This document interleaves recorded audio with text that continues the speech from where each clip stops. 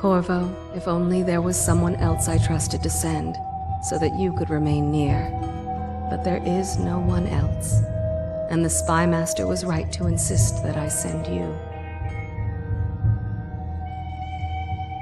The plague has taken so many, and we must find a cure. When you are near, my heart is at peace. Emily and I will count the days until you return. Hurry home, and bring good news.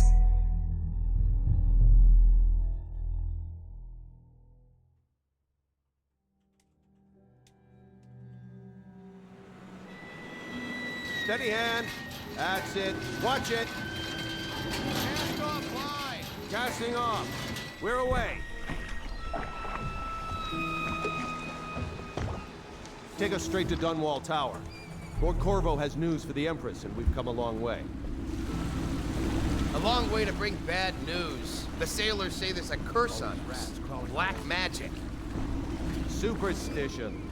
For all we know, there's a cure for the plague by now. Maybe. We live in strange times. Sending the Empress's bodyguard away for a couple of months. That's unusual. Well, this was important. We need help with the rat plague.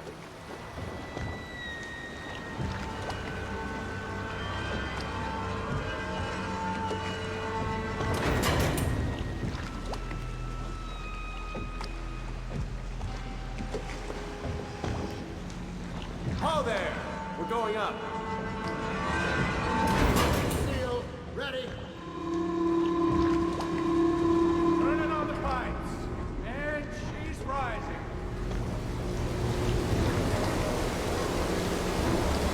Home at last.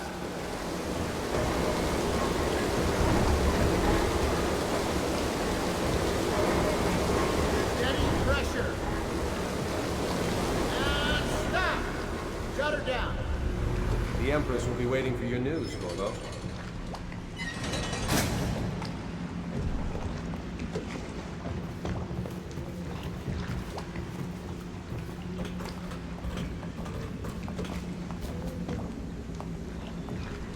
Thank you for joining me for another day here at Isabel's place. I hope everyone's having a good Friday. This is a game called Dishonored. Fair warning, it is a bloody game, so please watch and prepare. Thank you for joining me.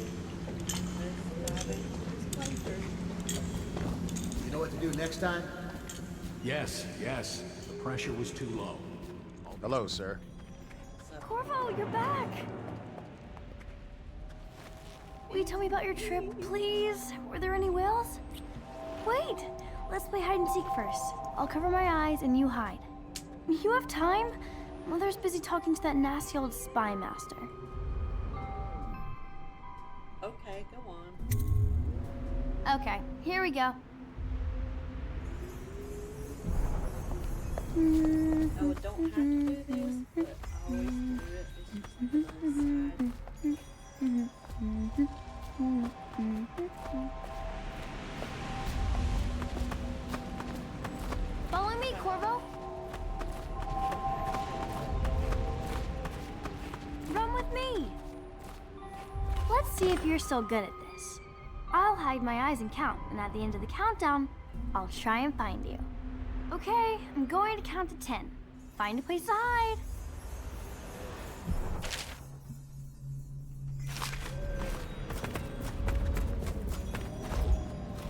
1, 2, 3, 4, 5, 6, 7, 8, 9, 10. Here I come.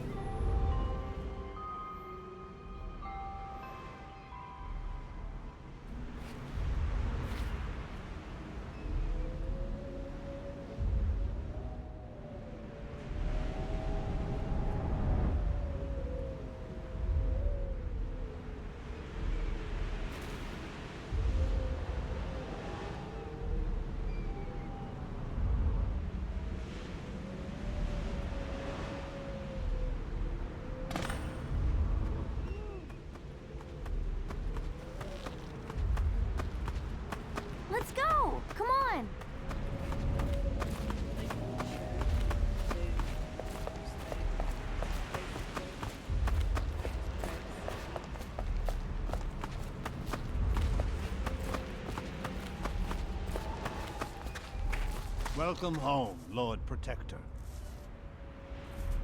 Stop moving, Campbell. And you, Corvo, welcome back. From wherever you've been. They sent him all around the Isles to beg for aid. A waste of time. My elixir will banish the plague from this city. Now keep still a moment, High Overseer Campbell. I'm not so sure that painting looks like Campbell. Should we gather for whiskey and cigars tonight? Never doubt it. She'll see you at once.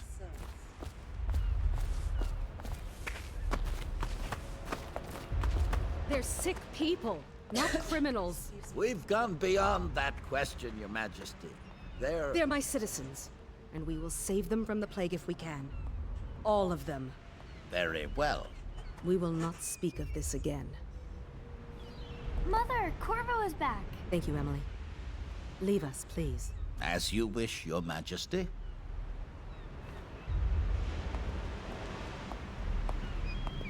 Corvo.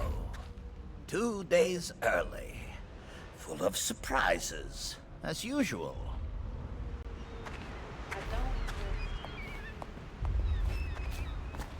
It's a fair wind that brings you home to me. What news have you Follow brought? me, Captain. We should leave them.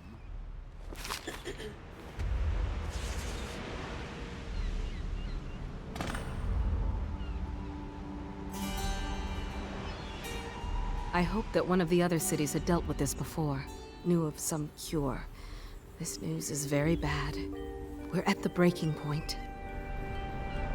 Cowards. They're going to blockade us. They'll wait to see if the plague turns the city into a graveyard. Are you okay, Mother? You seem sad.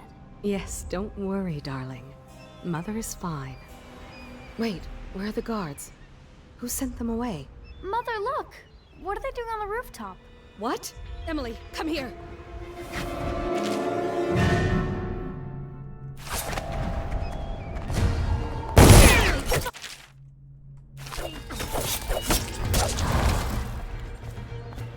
Look out! Another one!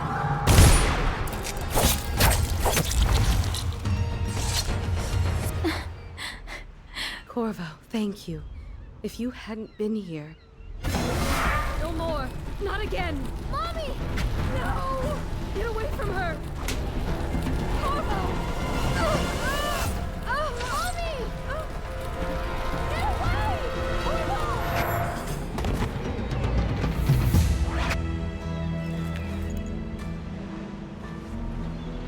Corvo, it's all coming apart.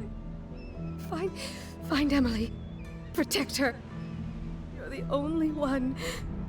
You'll know what to do. Won't you? Corvo.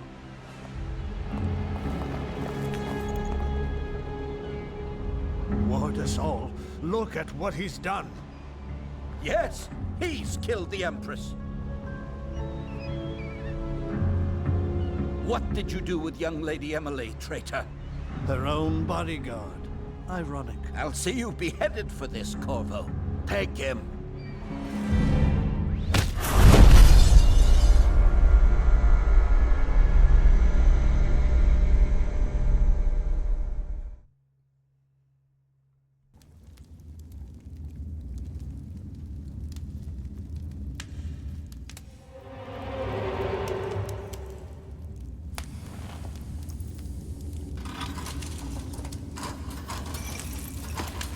This is your final chance, Corvo.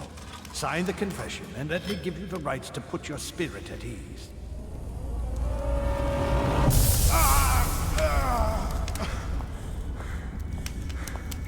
That's enough for now. Get out. Let's give the man some time to think. Corvo, the Empress is dead. Her daughter Emily is hidden away, and no one will ever know the truth. Yes, unlucky you. Tomorrow you'll be executed, but it's for a good cause. This country needs strong leadership now, someone to guide the weak. And that's where we come in. There was nothing personal in this, even though you almost sank our plans. But it turned out well. You were in the wrong place at the right time, and someone has to take the fall.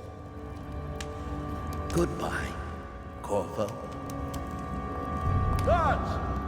Take him back to his cell.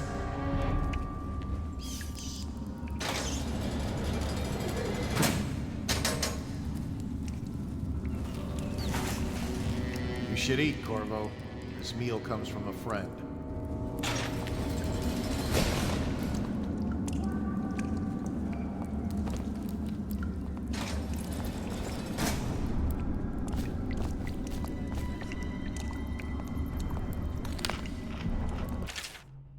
Corvo, who we are is irrelevant right now. Just know that we have faith in you.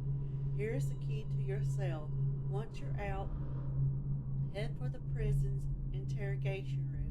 Take the explosive there and plant it on the outer door. When the bomb goes off, run. Make for the river and lose yourself in the sewers. You'll find some useful gear stashed there. One of the prison guards will leave a weapon just outside your cell. And good luck. We need you alive and well for what's to come. A friend.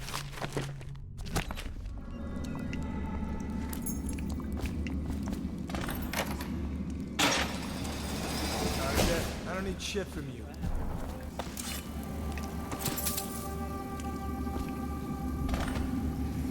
How come so many people are coming to the execution tomorrow?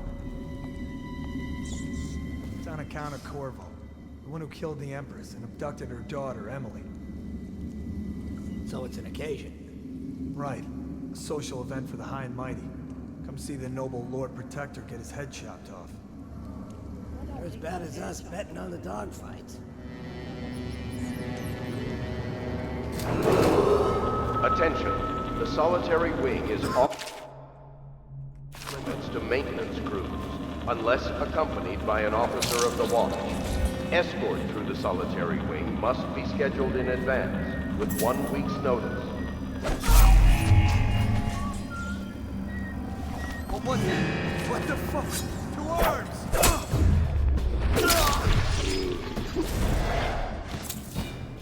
Get around him! Just die!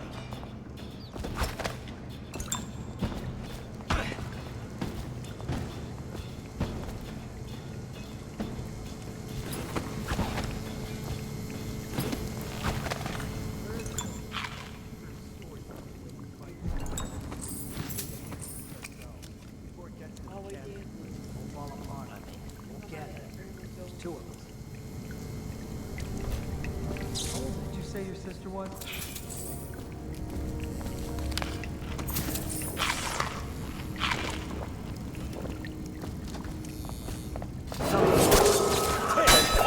Tomorrow will be restricted to personnel assigned to the event and approved dignitaries only.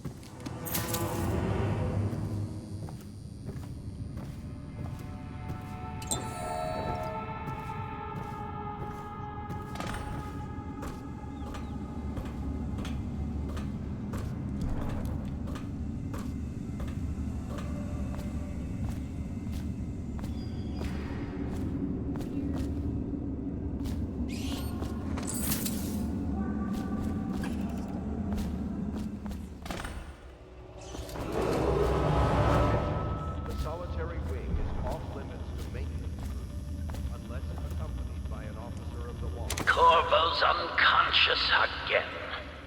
Though he's taken more punishment than the 2 men we brought in for interrogation. When he wakes, we'll start again. Having him sign the confession for her murder isn't critical, but it might be useful to us later. The assassination of an empress is not a trivial matter.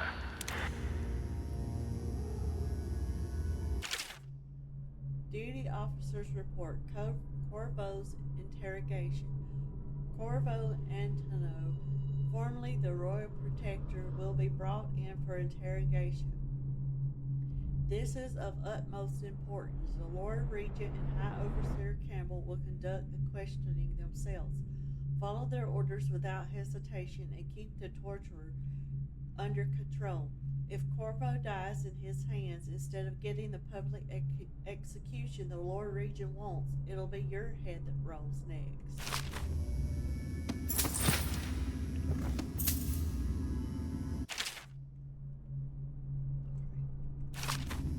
Day returned.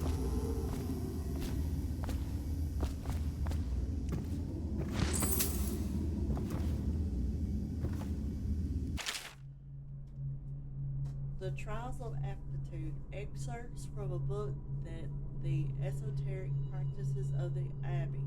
Once a child shows the proper inclination, he is marked. Overseers are assigned to study the subject surreptitiously in order to determine whether this inclination is supported by cosmological conditions and other signs ongoing throughout the year. At the end of the cycle, those befitting further testing are removed from their homes some hours before dawn and must begin the march to an outpost outside the city. There the children undergo ritual preparation and evaluation until the last night of the month of rain, when they make a pilgrimage to Whitecliff. During an elaborate ceremony, it is determined which of the children will become overseers and which must be put down. Okay.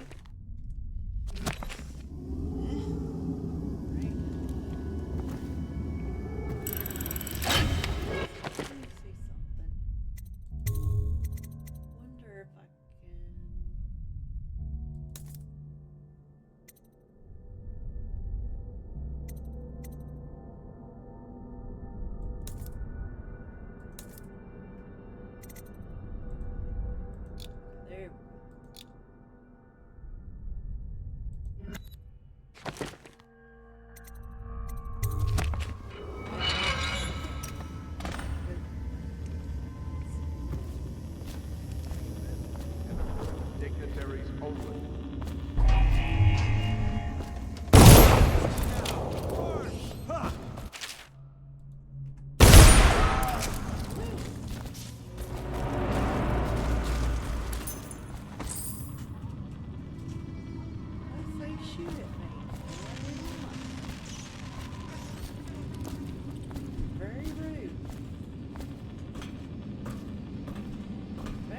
Corvo's executed.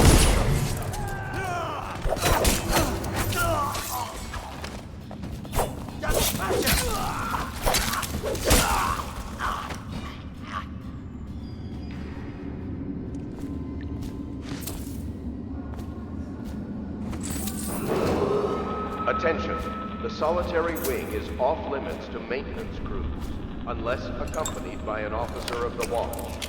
Escort through the solitary wing must be scheduled in advance, with 1 week's notice.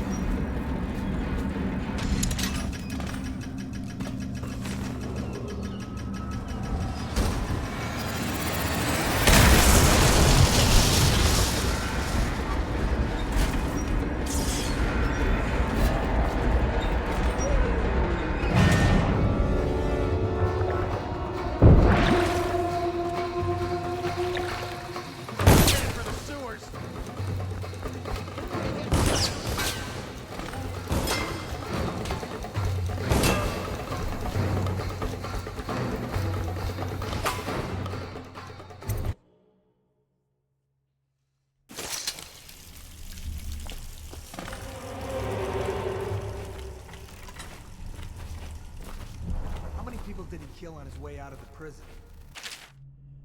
Note from a friend, Corvo, if you're reading this, it means our plan worked and you've broken free from Coleridge. One of our contacts has hidden weapons for you somewhere deeper in the sewers. Grab the gear and find Samuel where these tunnels dump out into the river. He will bring you to us, a friend who will meet you soon. Guess if you'll kill the Empress, you don't care about a few guards. Shut up. Look at this stuff. Somebody's been down here. Bottle Street gang, maybe. Watch for booby traps. Could be some down here.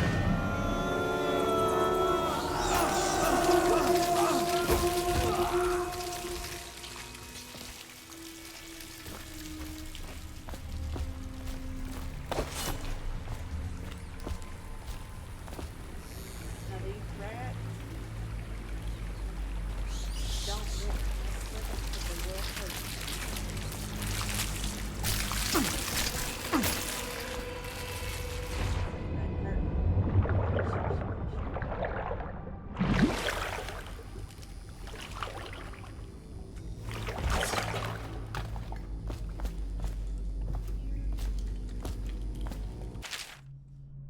Damon's journal.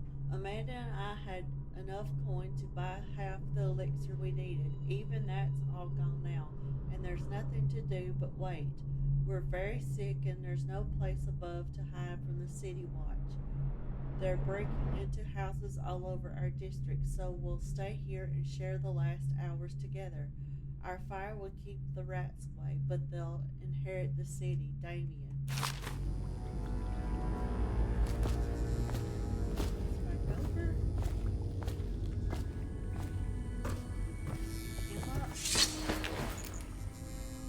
Drop it in the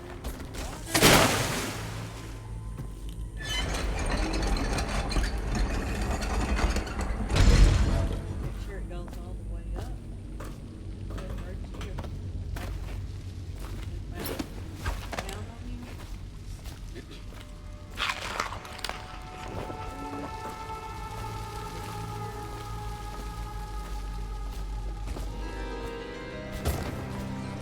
Aren't we supposed to load the bodies in the carts headed to the flooded district? Yeah, screw that. That's too far. I don't want to catch the plague, you? No. Doesn't the elixir prevent it? Maybe. Either way, let's just dump them down there with the rats in.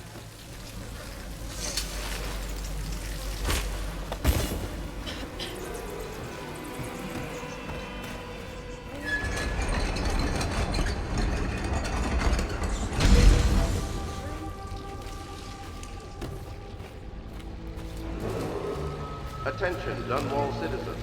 The assassin Corvo, responsible for the murder of our fair Empress and the disappearance of Lady Emily, heir to the throne, has temporarily escaped state custody. Several brave officers of the state are dead by his hand. He is to be captured or killed at any cost. Why don't they capture me or kill? So, I'm good.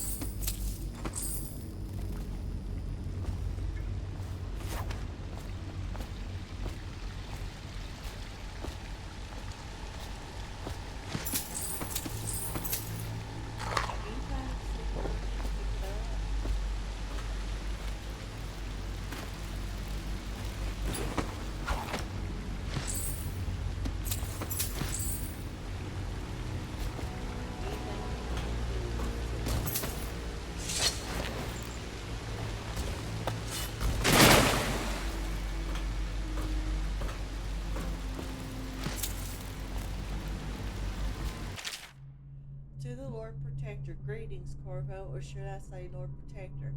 As you were known before, that title was wrongfully taken from you. We are servants of the Empire and of the true Empress, a group of loyalists who want very much to meet you. Take these weapons crafted for you of the finest materials in the Isles. and meet with our man Samuel near where these tunnels spill into Wrenhaven River. All haste and luck, we share a common purpose.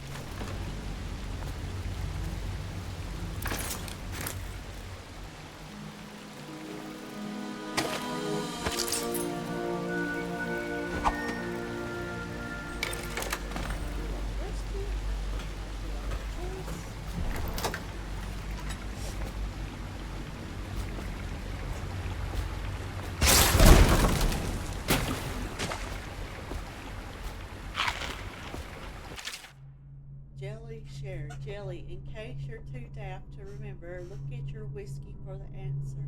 Whiskey, got it? If you want your share, you'll sort it out. If not, I'll come back for it next month.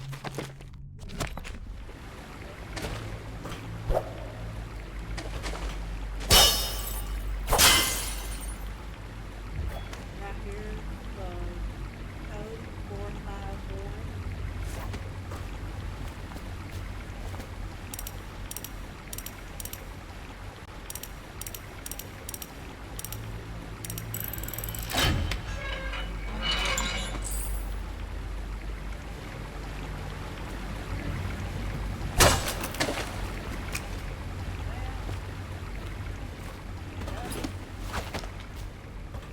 He won't get past me, sir.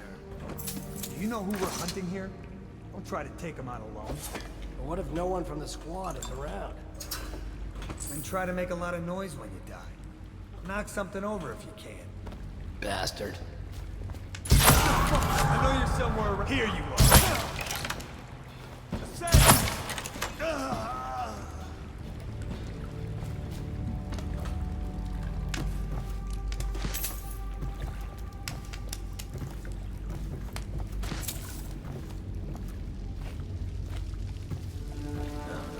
Stupid gut. Oh, I'll find you.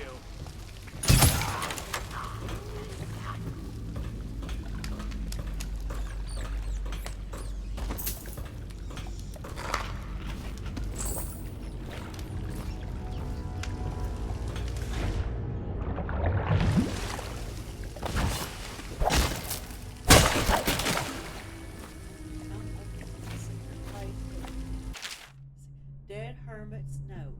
It's here by the Wrenhaven.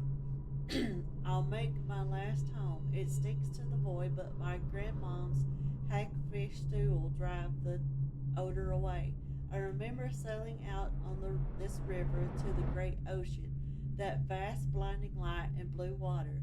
I was a tender 15 and our nests were always full to bursting. The old days before everything went to crap.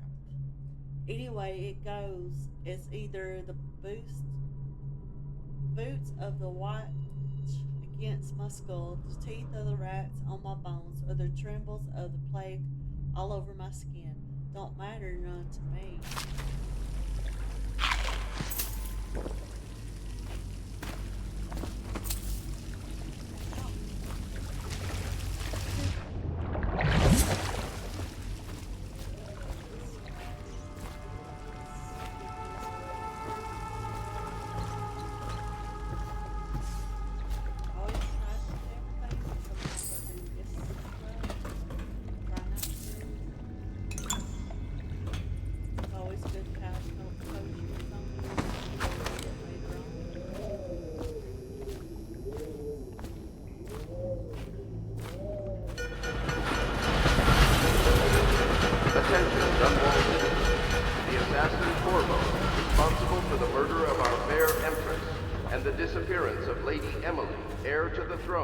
Has temporarily escaped state custody. Several brave officers of the state are dead. Over here. Quickly. I'm Samuel. And I work for some good people who want very much to meet you. Well, they said you'd come out here.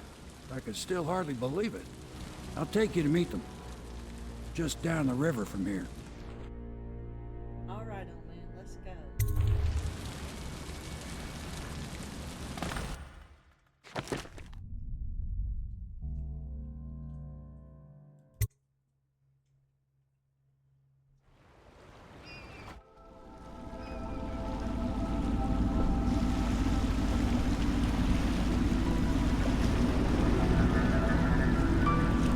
This is the Hound Pit's pub. Closed for business. Half the district marked off as dead from the plague. We're right under the Lord Regent's nose, and he don't know a thing.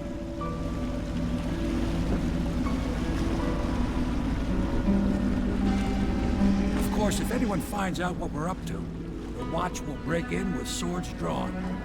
And now that you've escaped, the Lord Regent's going to be tearing the city apart. I'll take you up to meet Admiral Havelock and the rest of the Loyalists. The Admiral's a man to be reckoned with.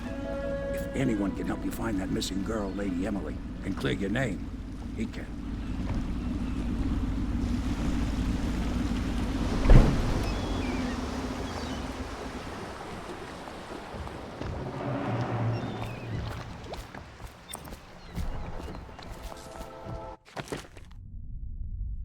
Samuel the boatman has smuggled you across the river from Coleridge Prison.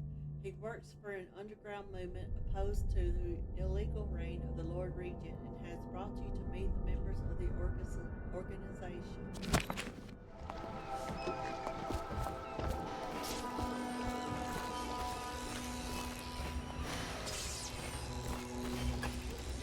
So it's starting at last, Admiral. We've found... We can continue this later, Lord Pendleton. The man of the hour is here. Corvo, I'm Admiral Havelock. A true servant of the Empire, like you. Until the Lord Regent purged those of us who wouldn't recognize his claim on the throne. And I'm Lord Trevor Pendleton. I represent the nobility in our little group.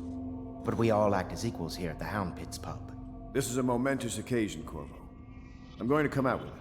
We've been building a coalition of loyalists, aimed at ending the Lord Regent's tyranny and restoring the throne. At risk of execution, we're committed to finding young Lady Emily and seeing her crowned as Empress. We've got big plans, but we can't do any of it without you. We need your skills, your ability in a fight, and in helping us, we're going to help you destroy the men who murdered the Empress. Sorry, you must be exhausted. We can discuss this further after you've recovered. But before you retire, you should introduce yourself to Piero. He's challenging at times, but his industrious mind buys him that right. Yes, Piero's as much an artist as a technician. He's going to be crafting the gear you'll... Piero is an inventor who is available to craft and upgrade equipment. Piero spends most of his time in his workshop. Samuel the boatman has smuggled you across the river from Coleridge Prison. He works for an underground movement opposed to the illegal reign of the Lord Regent and has brought you to meet the members of the organization. Go talk to him and then get some sleep. We can talk more when you've rested. Citizens of Dunwall, the old port district has been added to the evacuation list. The weaker count for the month of siege has increased. The Lord Regent has decreed that plague ordinances will remain in effect through the month of rain. Stay alert and stay loyal.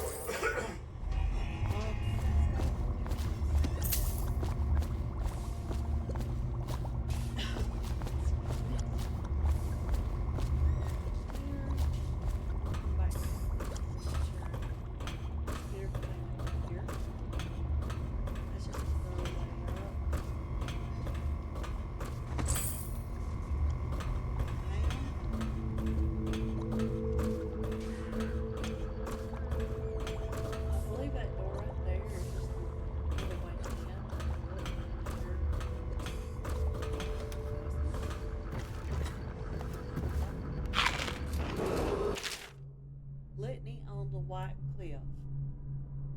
Excerpt from a series of Overseer Invocations by High Overseer Abram Templeton. And I say to you, brothers, it is here that we make our stand as the righteous force against the growing darkness. It is here that we unite against the spirits of the unknown that would drag us screaming into the night, never to return to our homes, to our families. Together we will serve as a rod to those who would stray from the herd, for the foggy gray wastes of the outsider. We will burn a bright fire with our voracious actions so that others will not lose their way. And to those who choose to wander beyond the walls of our homes, In far places, we will strike at them swiftly before they whisper to their neighbors, filling their hearts with strangeness and doubt. River traffic is forbidden from landing in the distillery district due to risk of infectious contact. That's a song. Harpooner songs. What will we do with a drunken whaler? Violators will be taken to the flooded district for treatment and rehabilitation. We won't murder you too bad. Havelock entry, log entry 1. It has been days since our men were dispatched to stash weapons for Corvo in the old sewer. They have not returned, so I can only hope that they succeeded in getting the packages delivered. Piero spent considerable time and resources making those things. If I could find a way to mass produce them, the Dunwall Navy would secure its place as the dominant force on the globe. But back to Corvo, can he actually break out of the coal bridge? And if so, will he make his way here? I personally give him odds 1 of 5. Rude. A Gaffer's Tale, Volume 2. After more than a quarter of a century, I am done with whaling, too broken to continue. I've seen all the corners of the Isles and made more coin than most men see in a lifetime. But it's all gone. I've lived through an emperor and watched his daughter take the throne. Fair young empress what she was, but slain so young. Everything beautiful comes to die. I've eaten in every port of the known world and sailed in the loneliest waters you can imagine. I've seen the cliffs around Panacea. Even the best of it doesn't give me an ounce of joy. The years come back across my dreams as a line of butchered bodies, long sleek and singing among the waves under the moonlight, only to be speared by ugly, weather-scarred men who knife each other for a good pair of boots. Each year I had less time to come home. My tongue forgot the language of small chatter, and those who lived in the cities thought me odd. My sister Nina hardly knew what to say to me during our visits. When she lost her business to the Lord Regent's crooked banister, I was 100 miles east of Morley, gaffed hard, frozen from the sleet, as we tracked the first bull whale we'd seen in months. I helped her as much as I could, but Nina died in the early days of the plague. None of it mattered. If I'm jaded and bitter, it's because this industry has taken away my dreams. The world is beaten.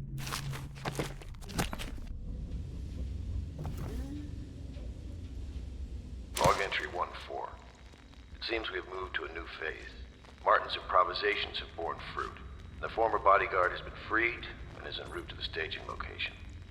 With Pendleton's voting block and my military connections, all we've lacked is the ability to project lethal force in a controlled manner against a previously inaccessible... to the point, we need a man who can kill the bastards for us. Corvo is more than capable of that, I have no doubt. N-bomb. Is this off? Switch. Switch, where the hell is it? Do not attempt to house or care for a friend or family member.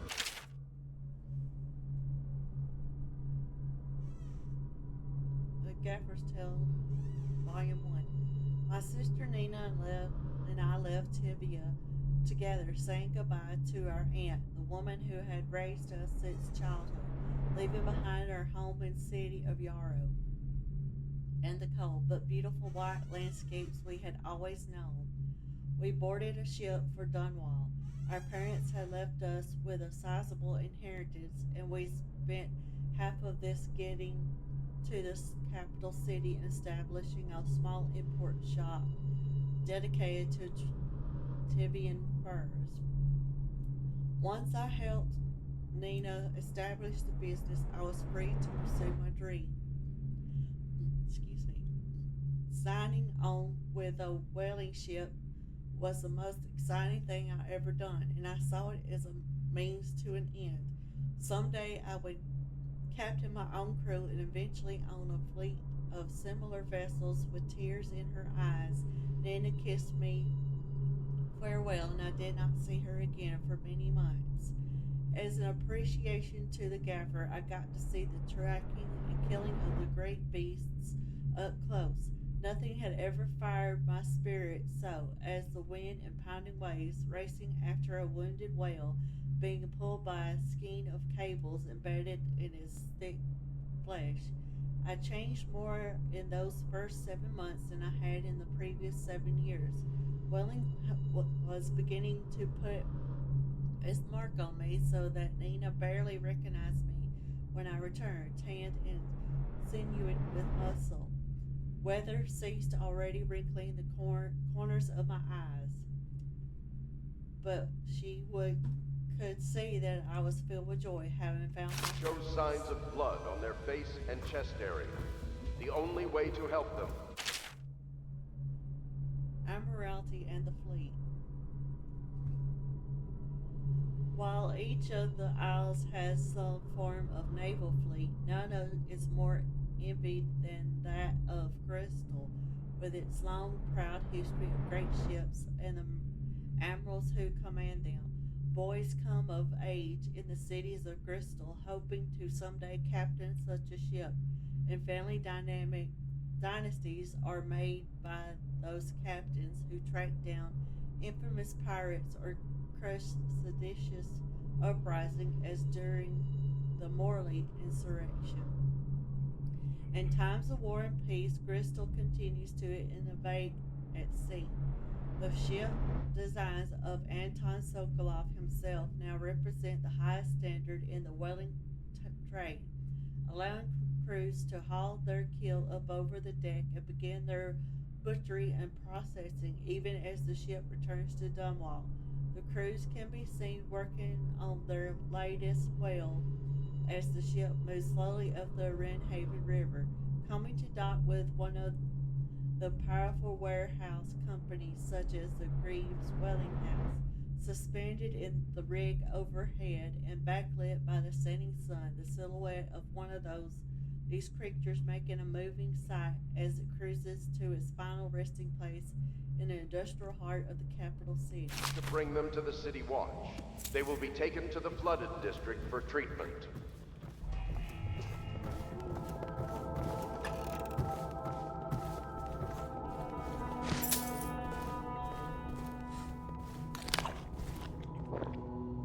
Pleased to meet you, Master Corvo.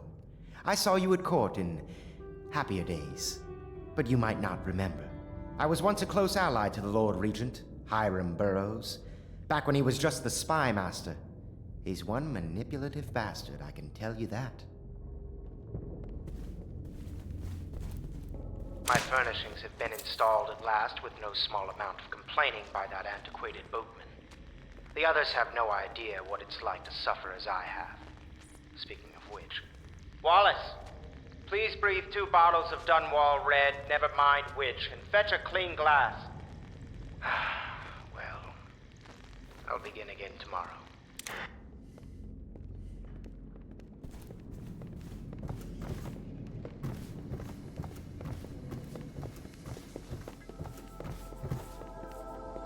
If I may, I am the personal assistant to Lord Pendleton, and one of the senior servants at Pendleton House, as was my father.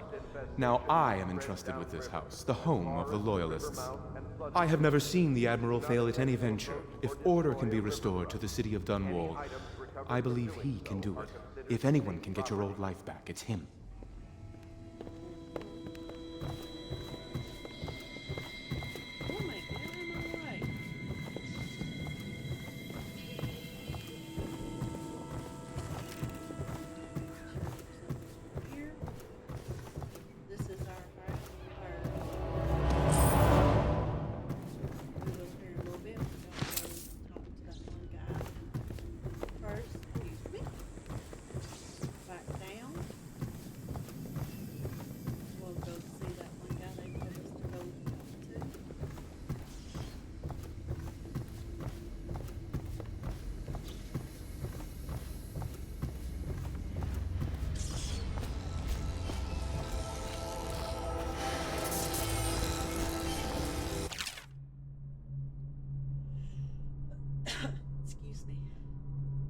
second solution. It is through no fault of my own that the average citizen has expressed a preference for Sokolow's elixir over my own formula. So does Pierre's remedy, a name I did not choose if you must know the truth. The public has spoken its usual message of idiocy, spending their coin as a means of selecting Sokolow's formula over mine, which I believe to be equal if not superior. Much has been made over the popularity of these concoctions as a means of resisting this remarkable new plague. I say remarkable because this strain works with an efficiency we have not seen in the history of the Empire. This plague, now making its way through the city of Dunwall, is unrivaled in its effectiveness. I have studied it within the blood of those so afflicted, and it's nearly perfect, elegant in fact.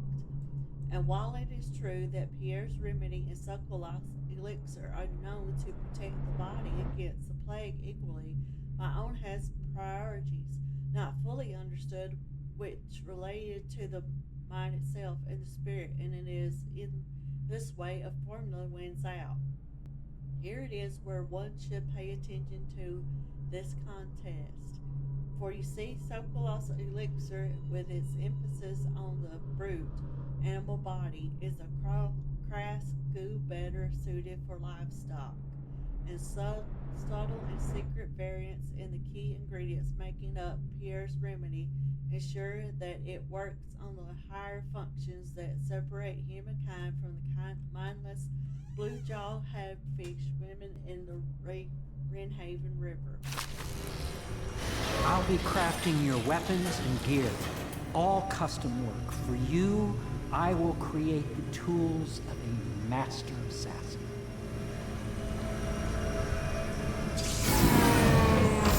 No! This cannot happen now. The tank of whale oil is running.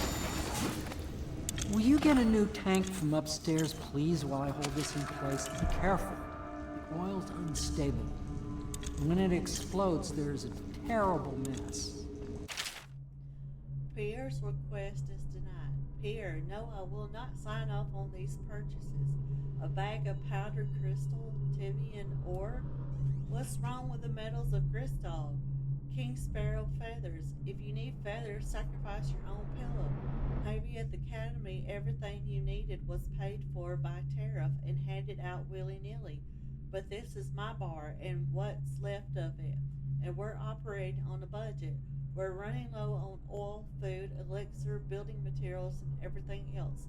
So you've got to slow down. While I'm footing the bill, I will not approve your purchases unless they're absolutely required. No more copper wire or special herbs. If you need those things, go out and scavenge them. Half the city is in ruins, so no one is going to miss any of the odd crap you seem to need. Admiral Havelock.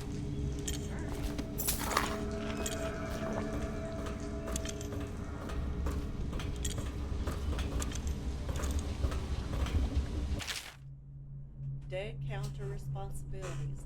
Commissioned by the Lord Regent is the face of the growing plague crisis. The Dead Counter is a position that will only be given to officers, usually of junior or middle grades, in most matters of edict or curfew enforcement. These officers will defer to the acting officer on duty. However, any dead counter will have command in situations related to the plague and the handling of the dead, including those with late-stage plague systems called weepers in common perilous. Starting in the month of rain, interest officers may only for the test and if accepted for the 2-week training may apply. Interested officers may apply for the test and if accepted for the 2-week training tour. Pay will be administered in coin rations of elixir at 1.5 normal pay grade.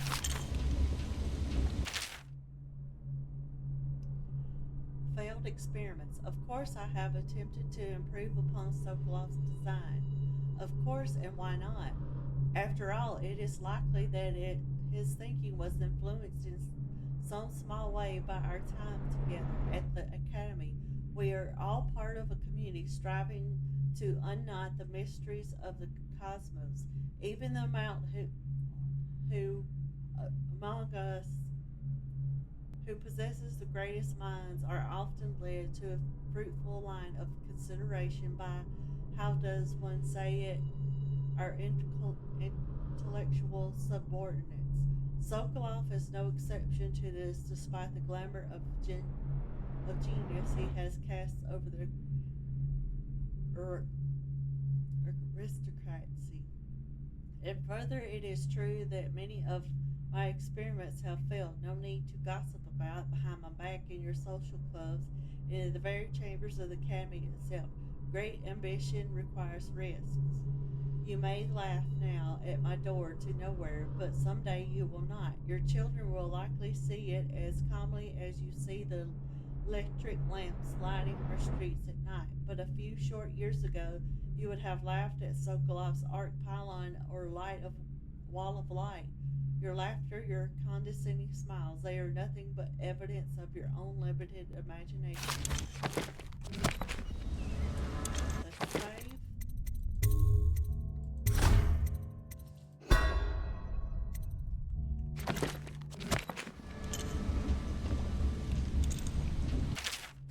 Well, vivisection. Remarkably, each specimen I had the pleasure of studying during the voyage possessed some minor variants of psychology. On the second leg of the trip, east of Tivian, the crew hauled aboard a female some 42 inches in length.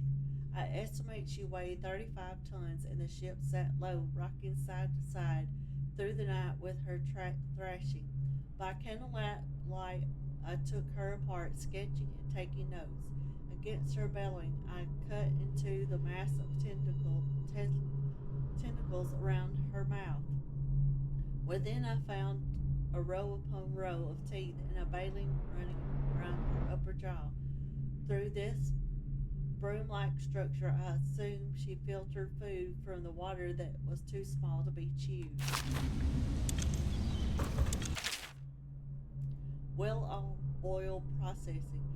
Out to sea, they secure the beast with hooks, with lines cast from the main ship and from several smaller boats. Buoys keep the whale from diving deep. Once it's caught, a larger hook is driven through the tail, which is used to hoist the creature up through the chute.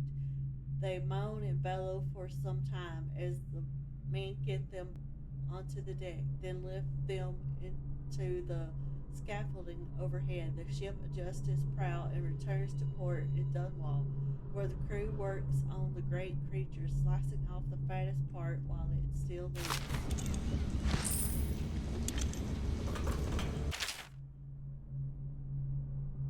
Sokolov no longer has the upper hand with regard to supplies of whale oil. The good admiral has paid for the installation of my own system, which will enable me to work in this place. The oil tank dispenser, when activated, will produce an empty vessel for filling. Then the empty tank is held near the oil tank refill pump. The magnet attractor should take the tank and lock it in the correct configuration. Using the lever will begin the refilling process. Once refilling is complete, the tank can be removed and placed in service. Extreme caution must be used in handling the full tanks. They are quite unstable. The system is sound and well engineered. It appears that the Grease Oil Company has done something correctly for once. The Academy teaches that absurd idea that the energy in whale oil arises from the need to maintain life functions at extreme ocean depths. The pressure and the cold are too much to endure without it. I speculate that a human being might, by a process of adaptation, produce high-energy humors in the body. I could build a tank that would slowly increase pressure on a subject over a long period of time, and then observe them for years if need be, to see if the formulation of energetic substances develop. Surely the Empress would be able to furnish me with facilities subject to the necessary legal amnesty.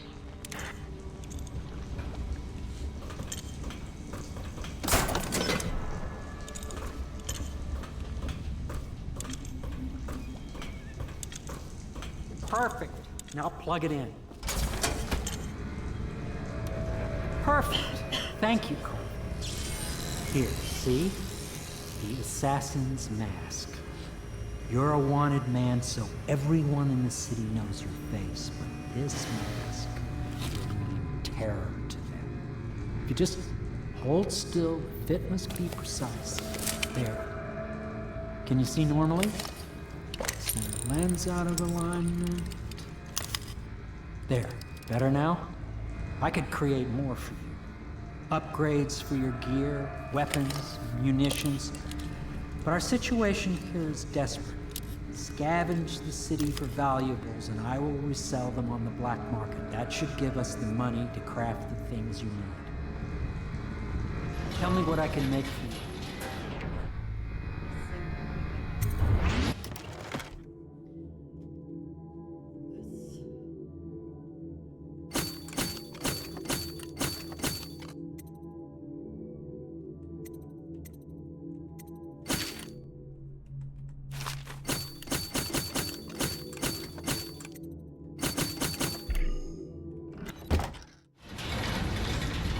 You must be exhausted. I advise that you get some sleep. Your life will get even more difficult soon. You should rest while you can. Yes, you're right. I'll head to my room and sleep. Sleep well.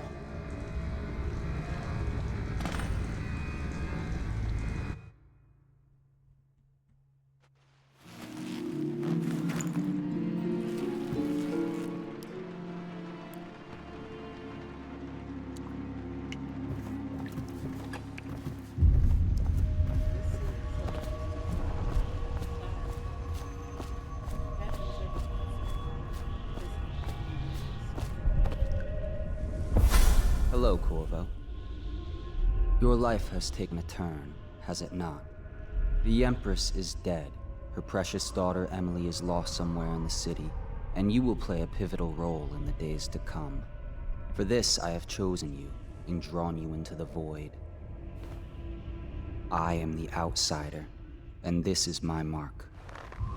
There are forces in the world and beyond the world, great forces that men call magic. And now, these forces will serve your will. Use this newfound power, my gift to you. Come find me.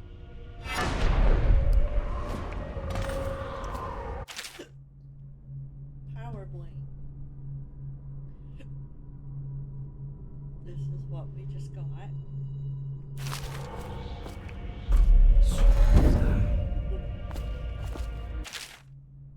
Fallen letter. You cannot save her. You cannot save her. You cannot save her.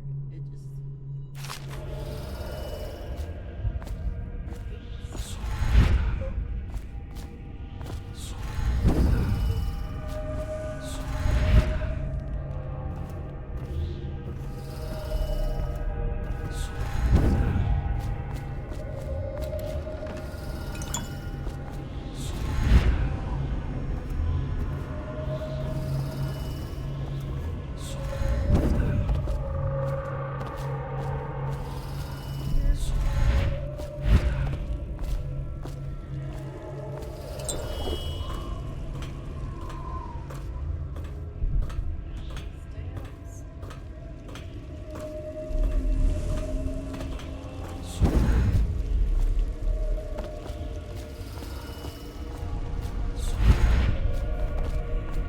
Days that follow, your trials will be great, Corvo. Seek the ancient runes bearing my mark in the lonely places of your world, and at shrines raised in my name. These runes will grant you powers beyond those of other men. To help you find these runes, I give you this, the heart of a living thing, molded by my hands. With this heart, you will hear many secrets, and it will guide you toward my runes, no matter how they may be hidden. Listen to the heart now, and find another rune.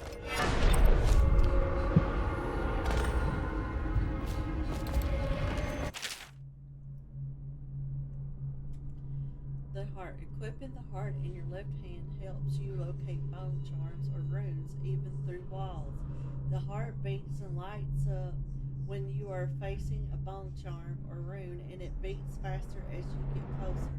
The heart will whisper secrets if you press the left key while targeting a person or location.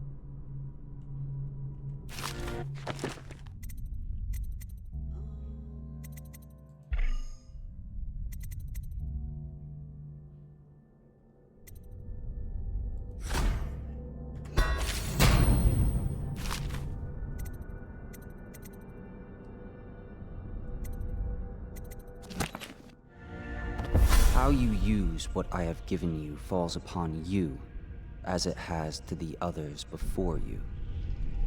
And now I return you to your world, but know that I will be watching with great interest.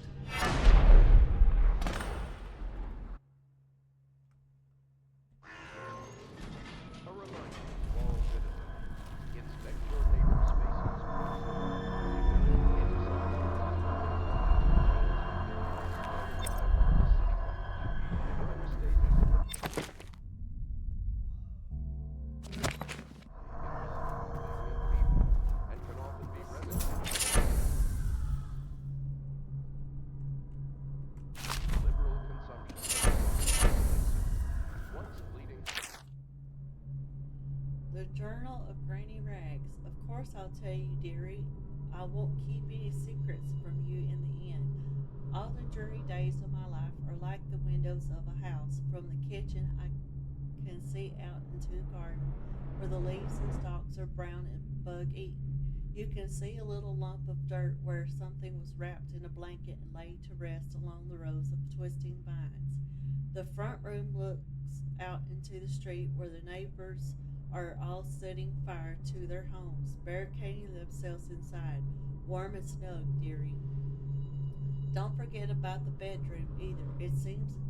It sees into a dreary alley where hooligans are playing a game with an old man. The first two are hitting him with sticks, and the girl with them is kicking at his dry old ribs. Oh, to have those bones, to boil them in a pot. No one lives in my house anymore, dearie, no one you'd want to meet.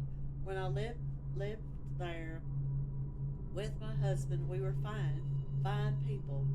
Vera More, everyone would say your house is as grand as spoiled manor. Better even, your dinners are lavish and your parties are the best.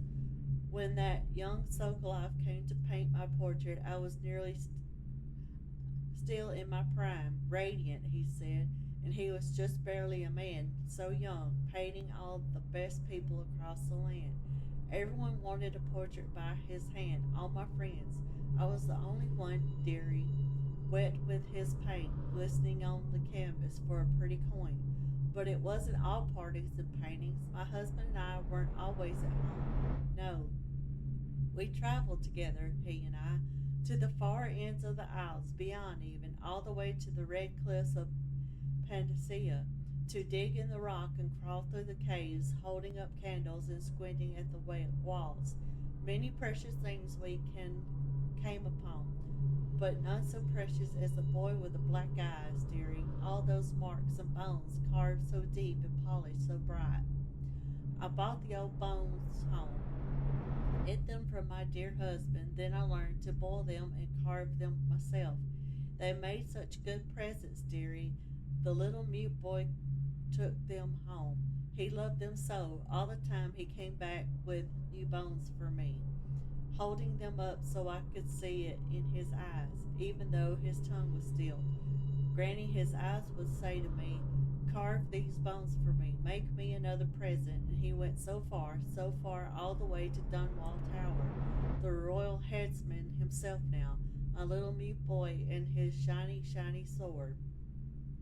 Better bones were what I needed, you see, better bones to carve and polish, scrape and glean. My dear old husband was always tired. I made him soup and then he was sick. Better bones was all. For my little mute boy carved in the name of the one with black eyes. And after my husband was gone, given away as birthday gifts, I didn't want to live there anymore. So now I'm old and I don't have many to give my presents to. It's shifting through the garbage for granny rags and feeding the little birdies that gather at my feet. No one wants to have tea, dearie, especially those rude lights on Bottle Street. Slackjaw and his boys always meddle with the old woman, just trying to make her way. In the end, we'll be together with him, you and me, in a dreary night with stars above and below, and always the one with the black eyes, dearie. Occurs, death is inevitable. Oh, okay. Granny Rags is crazy.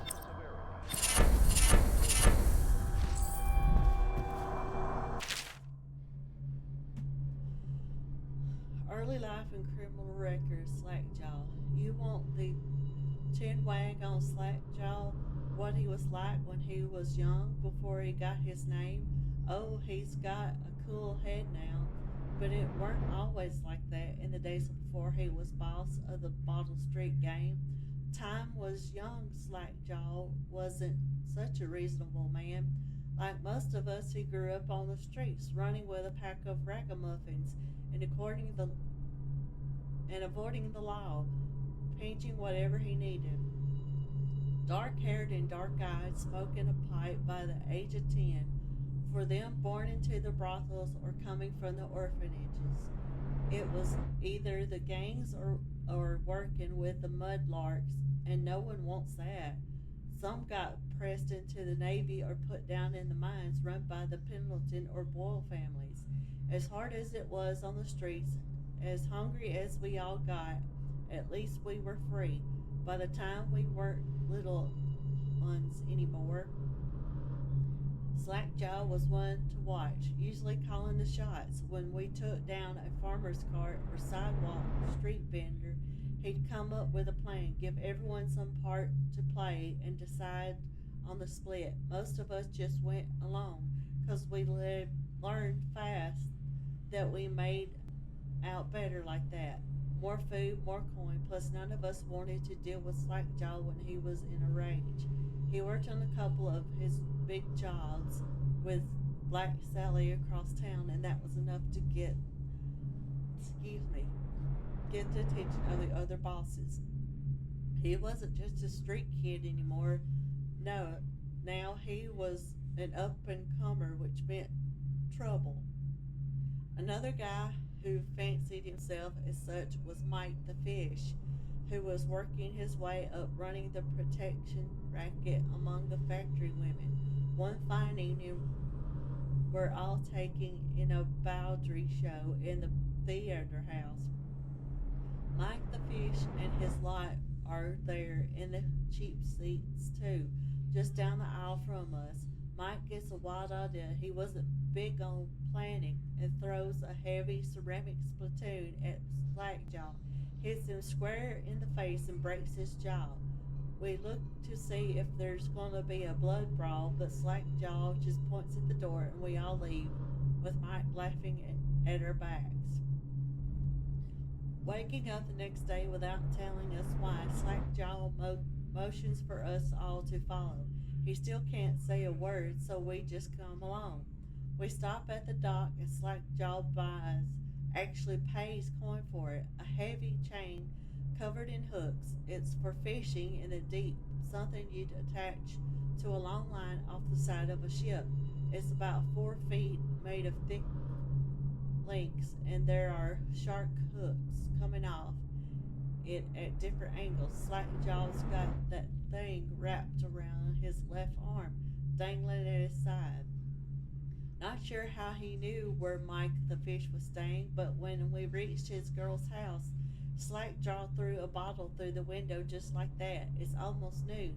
There's a bunch of screaming inside, and Mike pokes his head out, looking wide-eyed and baffled when he sees Slackjaw out in the street.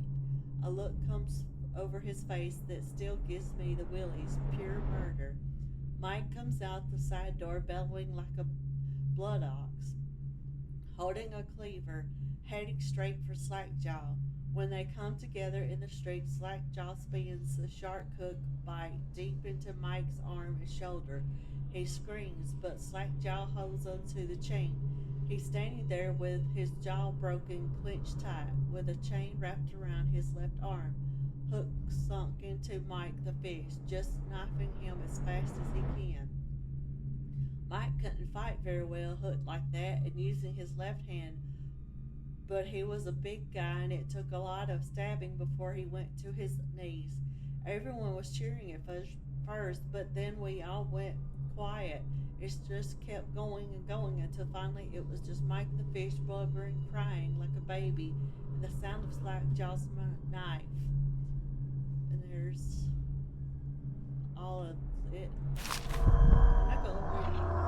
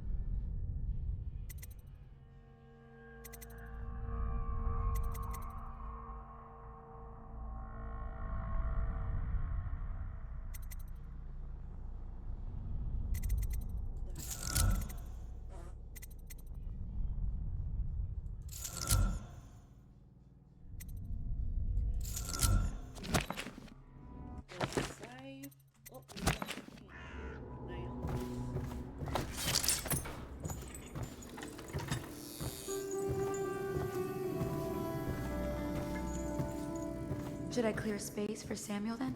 If you like, but he won't use it. Why?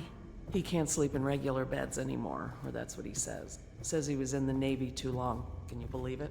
Oh. That pile of wood out there? Well, let's get down to it. First off, I know that assassination is dark business, but sometimes good men have to do bad things to make the world right. Our purpose is clear.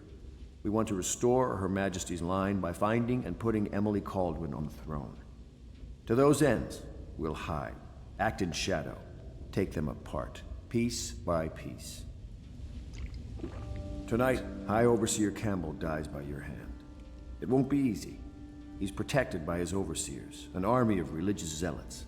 But if anyone can do it, you can. Your exploits are legendary. Campbell carries a private journal. Once you've eliminated him, get the journal, because we think it contains Emily's location. Recovering her is obviously critical, assuming she's alive. That's the gist of it. Remember our cause and strike true. We're counting on you. Another thing. Campbell is holding a former overseer by the name of Martin. He's one of us, and if you manage to find him, give him whatever help you can. He's a master strategist, and he got caught working for our cause. It'd be good to... Corvo. Hello. I'm Callista. I work here for Admiral Havelock. I'm sorry to intrude on your business, but this is important. I suspect you're going to kill the High Overseer. that wretched man. There's really no reason for you to listen to me, but my uncle, Jeff Kernow, still serves as captain in the City Watch. But he's a good man, and my only family. The chatter in servant circles is that Campbell just took delivery of an exotic poison, and I think I know why. My uncle's not corruptible like the rest of them. Campbell is going to poison my uncle. Do you think you could protect him? You used to do that, right? Before you had your current profession. Before you became an assassin.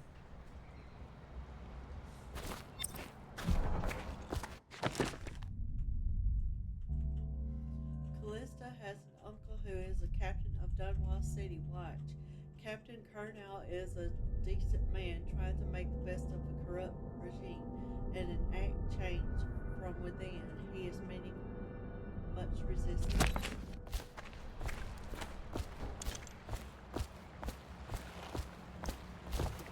Just wondering, sir, if you thought about perhaps seeing Piero before venturing into the Overseer's nest.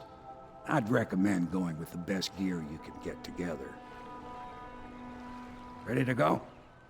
Just give the signal.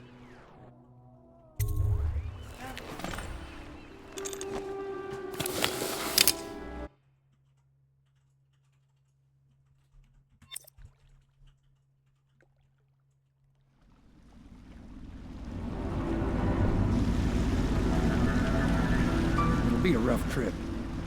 Used to be to go straight up Clavering Boulevard, but now it's not so easy. Half the city's dead of the plague. The other half's fighting over what's left. City Watch still holds the bigger streets, and they've set up those wall of light checkpoints. A man walks through one of those, and he ends up burned to a crisp. Everything not controlled by the City Watch is gang territory. Then there are the real odd birds living on the fringes, like that Granny Rags. They say she's nuts. I don't know which is worse. Just take your pick.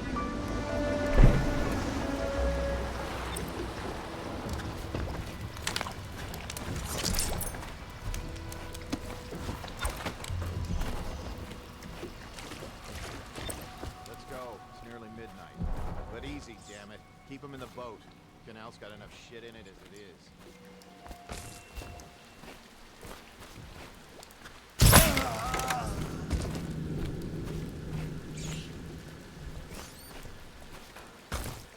Hey! What is it? I think that last one was moving. What? Yeah, the little one. Not possible. I inspected them myself. Keep working. Well, he ain't moving no more.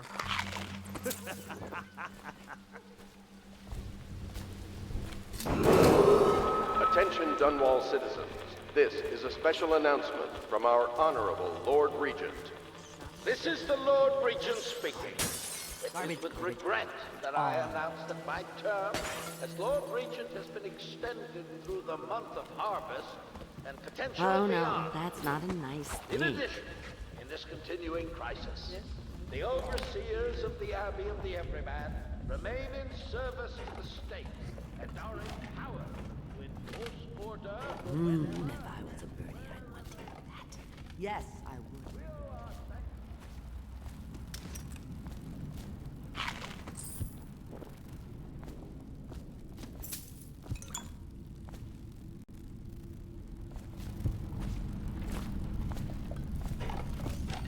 I told you the knives go on the left. They've always. Dear? Is that you, my dear husband? My eyes aren't what they used to be. Have you seen my little birdies? The dear things must be starving without their granny.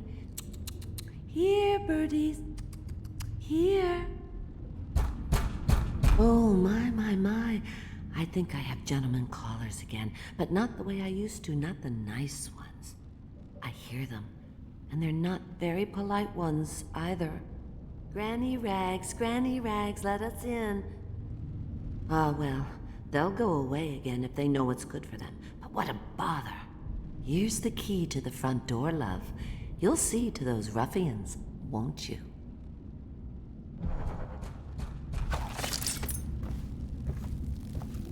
I think the little birdies are sad. Let us in,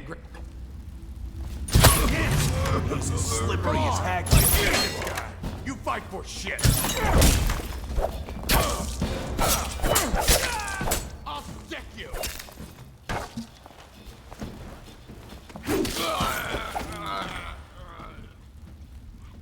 Yes.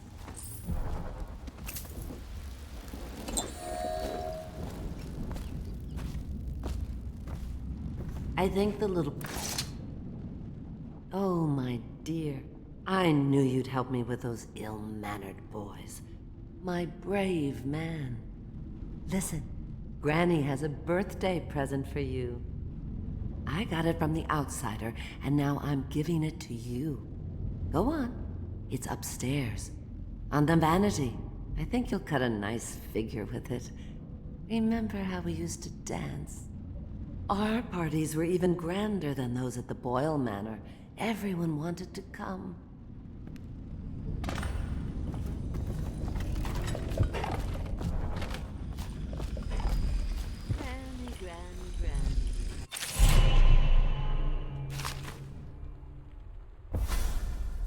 Be careful, Corvo.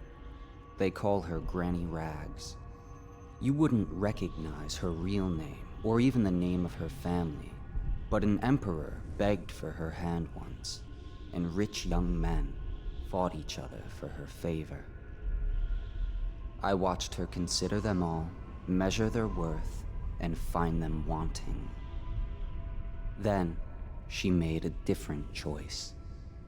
You're on your way to face the High Overseer, the leader of a great cult dedicated to loathing me. What will you do, I wonder?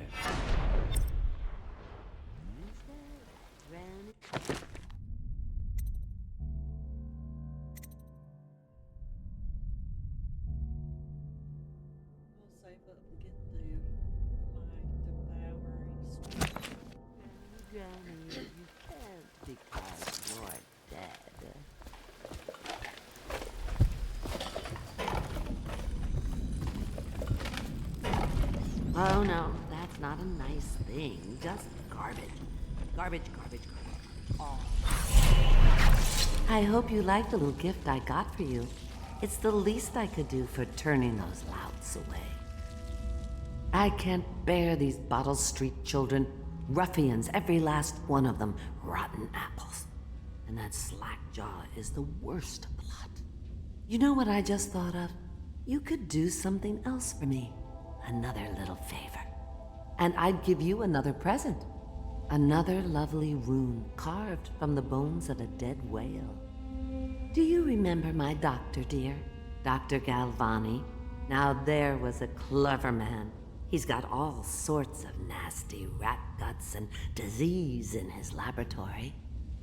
Wouldn't it be a shame if some of that mess found its way into the Bottle Street Gang's elixir still? That'd teach him. See to it, dear. I'll find you another present just like the first.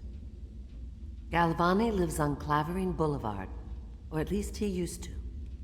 Those were the days. Now run off. My baby birdies are hungry. So precious.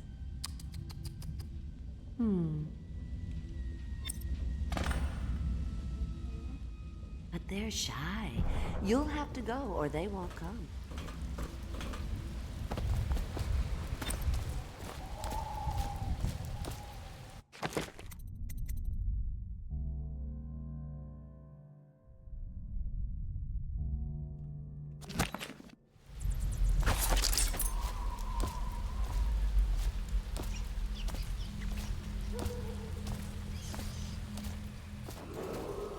Attention, Dunwall citizens.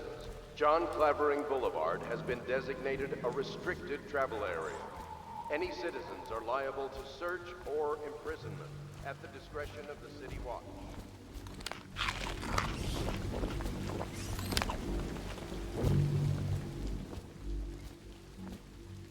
Let me out. I'm fine. That's not what we heard. It was just a cold Somebody, get over here! I'm gonna feed you to the rats!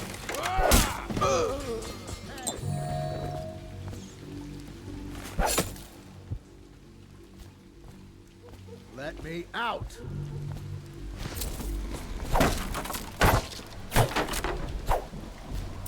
I owe you, brother. I want to ask about the mask. I wouldn't want my face seen either, pulling a stunt like that.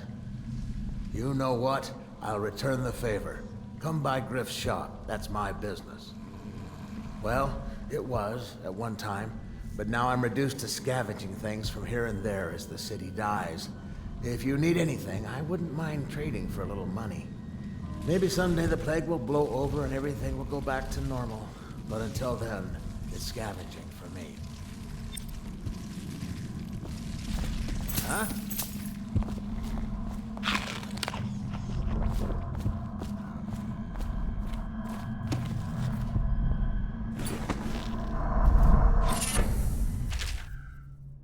Bone charms. Bone charms, a sailor's blessing, they say. The carving itself is a practice from long ago, passed from father to son. Old man Salt to Greenhorn, still getting his sea legs beneath him.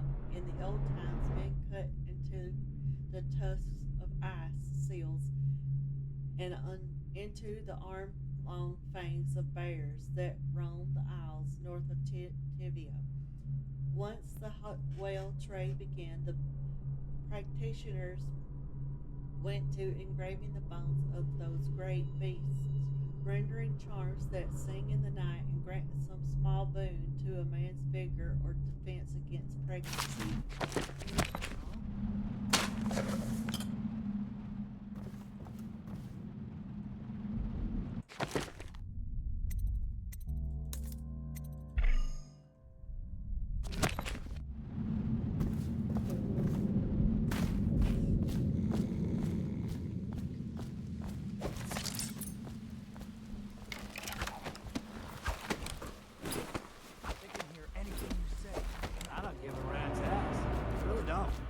Took my uncle. Got you now! Flank him! Get around him!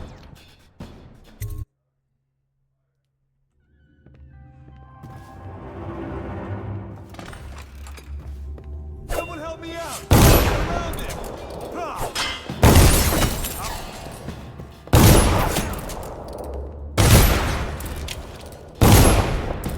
Take out his leg! Take that!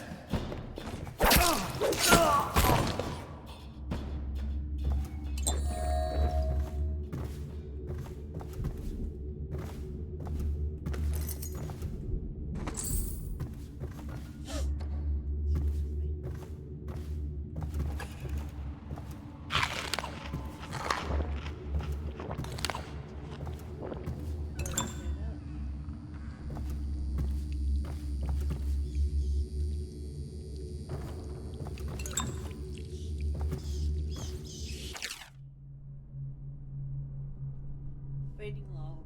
Fourth day of month of wind. Assorted human remains. Strong appetite. This is all that.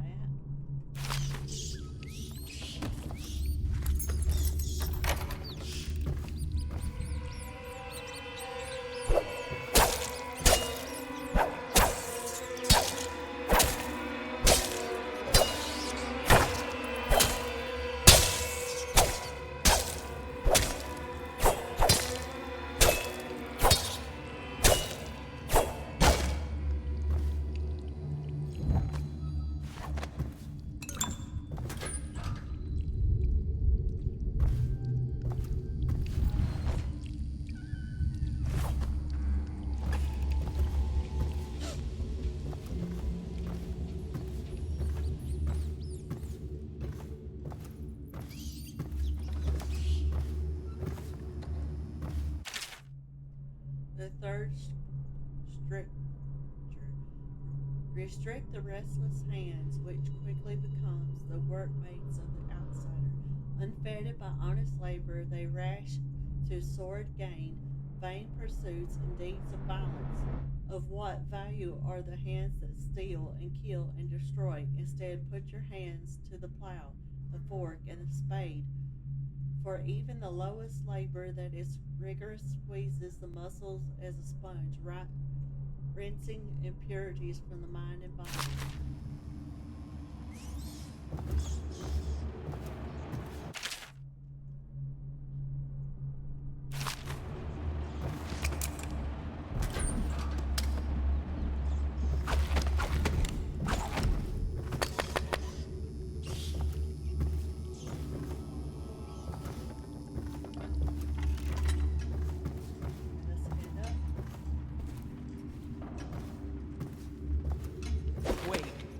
Did you touch the door handle?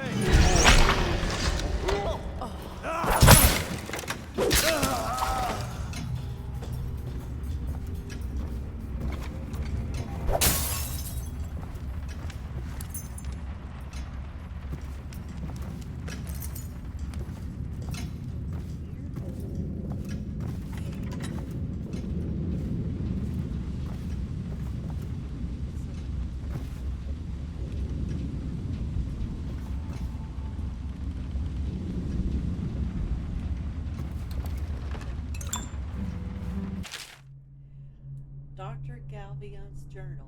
I've been invited to a soiree at the Boyle estate. Of course, I won't attend. The 28th day of the 7th month, the month of high cold, is the day I met Anton Sokolov at the Cami.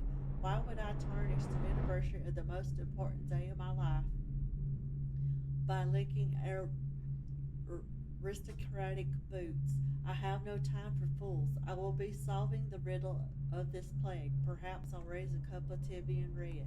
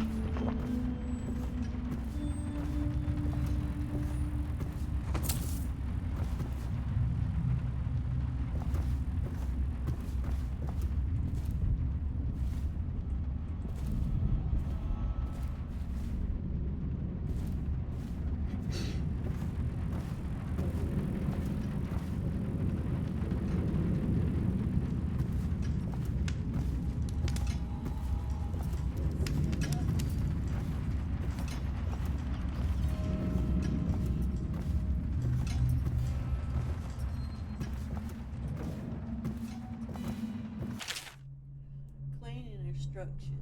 Dear Miss Benton, when cleaning my study, I ask that you constrain your efforts strictly to the floors. Please, at all costs, refrain from attempting to clean or arrange my bookshelf.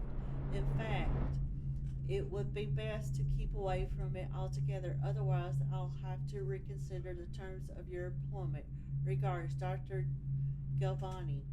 P.S. Since I'll be out of the city for a few days, I've left next week's pay as well. The bank was closed, so I'm afraid it's short by half. You can count on me for the remainder next week, of course.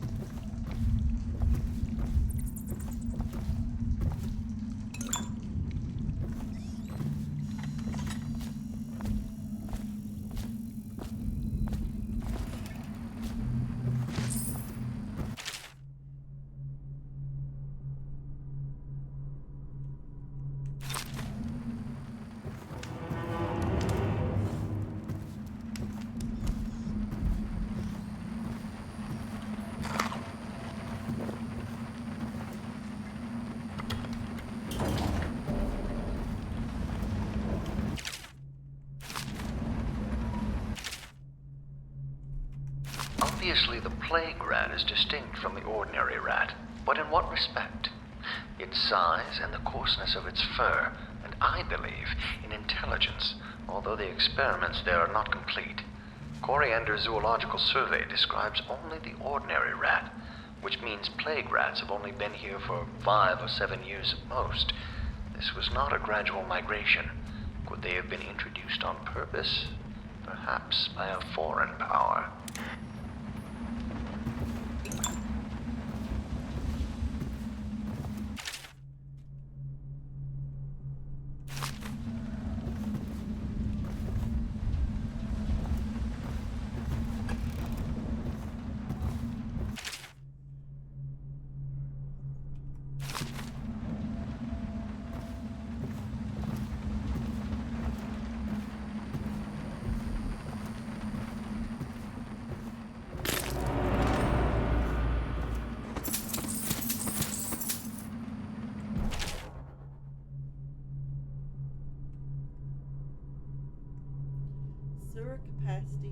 month of nets. I've been asked to tell the problem, so here it is. It's been every year that we work like men gone mad during the month of nets. I don't hardly see my family. It's bad enough that the works is clogged with trash from the catch, pieces of crates and nets, but the water smells of hagfish guts too. We got to get it done before the month of rain, or you know what. And it ain't like we get help from those pricks in civil engineering either.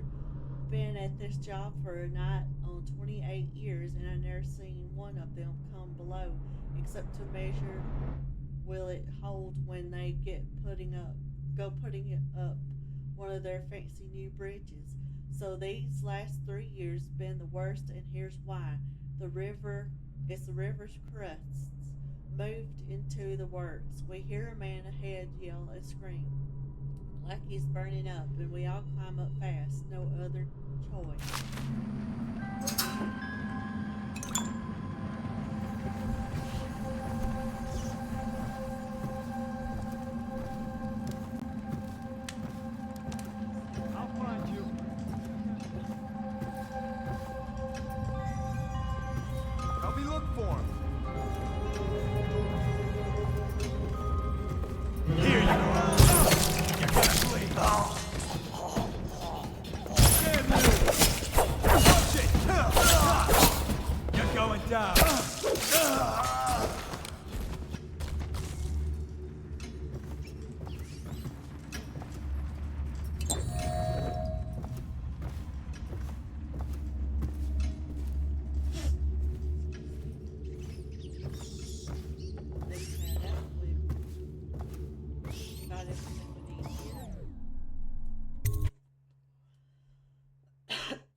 We got a problem.